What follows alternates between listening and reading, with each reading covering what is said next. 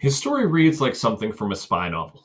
Risking death at the hands of a dictator, a member of an underground resistance group expertly forges documents that help thousands escape to freedom.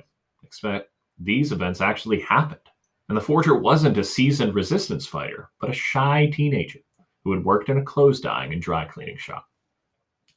During World War II, Adolfo Kaminsky adapted the skills he'd learned on the job to make fake documents that helped thousands of Jews escape deportation to concentration camps.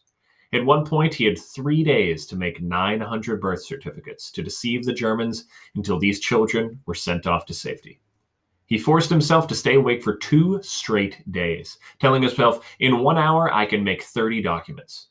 But if I sleep for an hour, that means 30 people will die. Thousands of Jews were saved during the Holocaust by various underground resistance groups. If discovered, members of these groups faced certain death, yet they risked their lives to help others. Acts of sabotage. In 1943, when he was 18, Adolfo's family was arrested in northern France and sent to Drancy, a camp near Paris. Drancy was an internment camp that would eventually lead to a death camp. But they were released from Drancy because Adolfo's parents had once lived in Argentina, and the Argentinian government protested their detention, allowing the Kaminskys to be released. Soon after, his family began to fear that their Argentine passports would no longer protect them. So they sent Adolfo to secure false documents from the anti-Nazi French underground. The underground agents soon learned that Adolfo had a special talent. He knew how to remove the Waterman ink from clothing.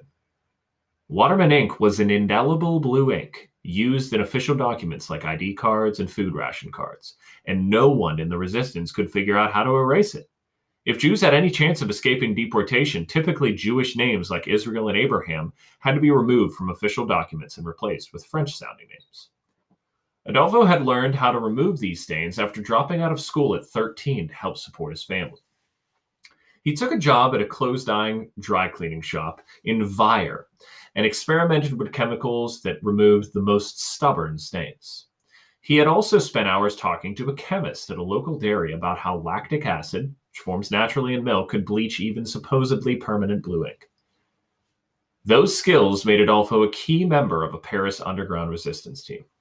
They altered documents or created new ones from scratch. Adolfo also produced various typefaces, which he'd learned to do while editing his school newspaper. To match those used by the authorities, he pressed paper so that it too matched and created his own official rubber stamps, letterheads, and watermarks. Word of the lab spread throughout the European underground, and soon he and his colleagues were getting orders from London and across Europe, producing 500 documents a week. And historians estimate that France's underground resistance networks saved 7,000 to 10,000 children. I was lucky. The work Adolfo did was extremely dangerous. Adolfo's memoir, written by his daughter Sarah, opens with Adolfo sitting on a Paris subway, clutching a leather satchel containing blank identity documents and tools to forge them. When a police officer walks through the train checking documents and asks Adolfo what is in his bag, Adolfo tells him just some sandwiches. Would you like to have one? He casually asks. Fortunately, the officer didn't check further. After Paris was liberated by the US and other Allied armies in 1944, Adolfo went to work with the French government. He fabricated German documents that allowed intelligence agents to go into German-held territory and gather evidence about the concentration camps. For almost 3 decades after the war, he forged documents for resistance fighters in such conflict-torn places as Spain, Algeria, and South Africa. He stopped in the early 1970s and continued to make his living in Paris as a photographer and photography instructor. I can't accept that some people think that they're superior to others, think that other people are inferior, he said. All human beings are equal, no matter what their skin color, their nationality, or their religion. He added that being freed from the detention camps at Drancy compelled him to help others, which gave him a sense of purpose.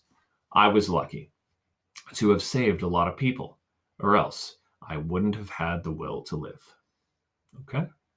Make sure you have your one-sentence summaries complete and move on to the questions in today's analysis.